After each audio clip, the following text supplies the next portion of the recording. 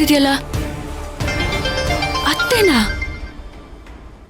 ನಂಬೋಕೆ ಆಗ್ತಿಲ್ವಲ್ಲ.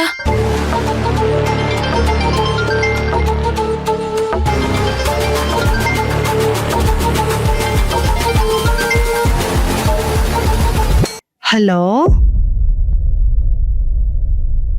ಸರೋಜಮ್ಮನವ್ರೆ, ನಾನು ಆಗ್ಲೇ ಫೋನ್ ಮಾಡಿದ್ದೆ. ನೀವು ಇಷ್ಟೊತ್ತಾದ್ಮೇಲೆ ಫೋನ್ ಮಾಡ್ತಿದ್ದೀರಲ್ಲ? ನಿಮ್ಮ ಸೊಸೆ ಆಗ್ಲೇ ಫೋನ್ ಮಾಡಿಸ್ತೀನಿ ಅಂತ ಹೇಳಿದ್ಲು. ಇಷ್ಟೊತ್ತಾದ್ಮೇಲೆ ಫೋನ್ ಮಾಡ್ತಿದ್ದೀರಾ? ನಾನು ಯಾಕೆ ಫೋನ್ ಮಾಡಿದೆ ಅನ್ನೋದೇ ಮರ್ತೋಗ್ಬಿಟ್ಟಿದ್ದೀನಿ. ವಯಸ್ಸಾಯ್ತಲ್ಲ, ಮರು ಜಾಸ್ತಿ. ಹಾ, ಅವತ್ತು ನಿಮ್ ಸೊಸೆ ಹೇಳಿದ್ಲು,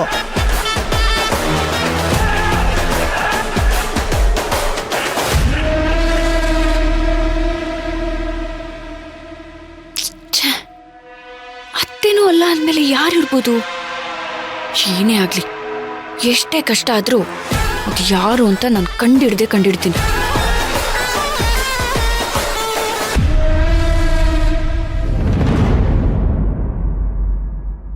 ನೆಕ್ಸ್ಟ್.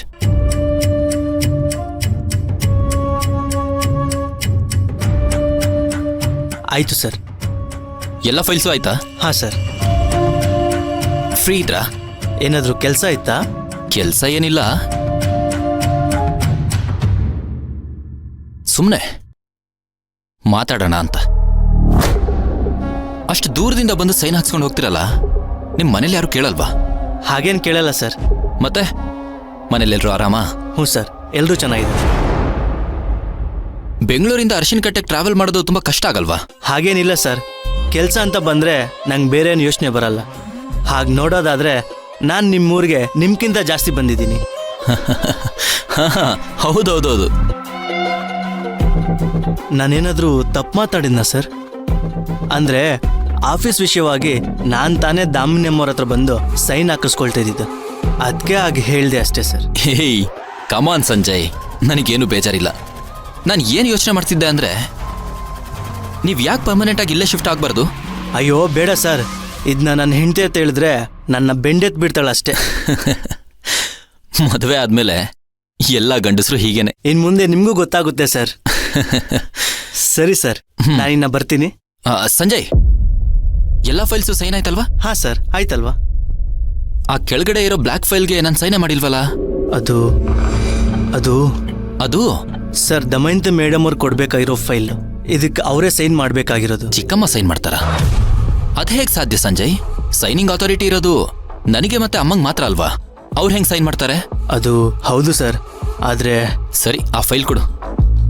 ಸರ್ ಅದು ಅದು ಅದು ಫೈಲ್ ಕೊಡ್ರಿ ಸರ್. ಕೊಡ್ರಿ.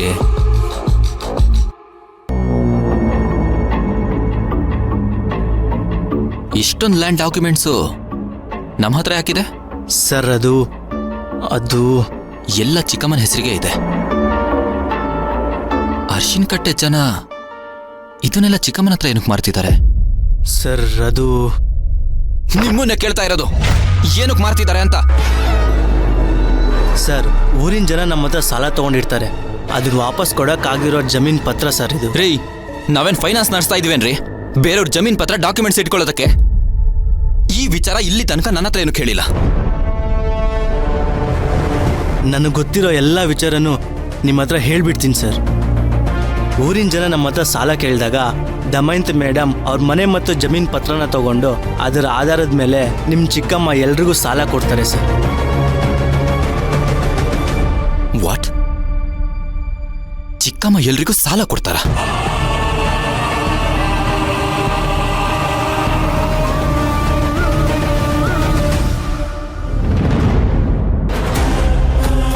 ಈ ಸಂಜಯ್ಗೆ ಫೈಲ್ಗಳನ್ನ ತಂದ್ಕೊಡೋದಕ್ಕೆ ಇಷ್ಟೊತ್ತು ಬೇಕಾ?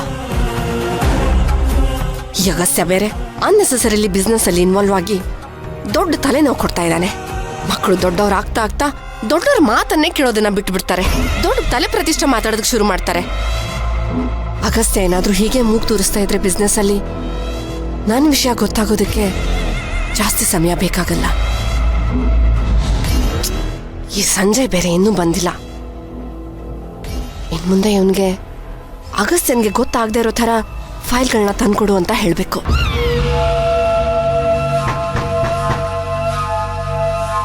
ಬಂದ ಅನ್ಸುತ್ತೆ.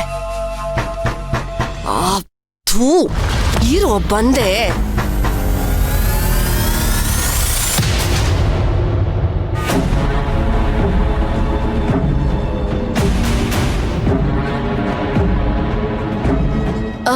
ಅಕ್ಕ ನೀನಾ ಟೆರೆಸ್ ಅಲ್ಲಿ ಏನ್ ಮಾಡ್ತಿದ್ದೆ? ನೀನ್ ಬೇರೆ ಯಾರಿಗೋ ಕಾಯ್ತಿದ್ದೆ ಅಂತ ಅನ್ಸತ್ತೆ. ಅಯ್ಯೋ ನಾನಾ ಇಲ್ಲ, ಯಾರಿಗೋಸ್ಕರನೂ ಕಾಯ್ತಾ ಇರ್ಲಿಲ್ಲ. ಯಾಕೆ ಮಾತನ್ನ ತಡಬಡಾಯಿಸ್ತಾ ಇದ್ಯಾ? ಅದು ಸಂಜಯ್ಗೆ ಆನ್ ಗೋಯಿಂಗ್ ಪ್ರಾಜೆಕ್ಟ್ ಡಾಕ್ಯುಮೆಂಟ್ಸ್ ತರೋದಕ್ಕೆ ಹೇಳಿದ್ದೆ, ಅದಕ್ಕೆ ವೇಟ್ ಮಾಡ್ತಾ ಇದ್ದೆ. ಓ, ಅವನು ಟೆರೆಸ್ನ ಬರ್ತಾನಾ? ಟೆರೆಸಾ? ಇಲ್ಲ ಅಕ್ಕ, ನಿನಗ್ ಗೊತ್ತಿಲ್ಲದೆ ಇರೋದು ಏನಿದೆ? ಏನಿಲ್ಲ. ಇಲ್ಲ ದಮಯಂತಿ, ನನಗ್ ಗೊತ್ತಿಲ್ದಿರೋ ವಿಷಯಗಳು ತುಂಬಾ ಇದೆ ಅಂತ ನನಗೀಗ ಗೊತ್ತಾಗ್ತಾ ಇದೆ. ಏನ್ ಹೇಳ್ತಿದ್ಯಾ ಅಕ್ಕ? ನಿನಗ್ ಗೊತ್ತಿಲ್ದಿರೋ ವಿಷಯ ಏನಿದೆ ಈ ಮನೆಯಲ್ಲಿ? ಜಾಸ್ತಿ ನಾಟಕ ಮಾಡ್ಬೇಡ.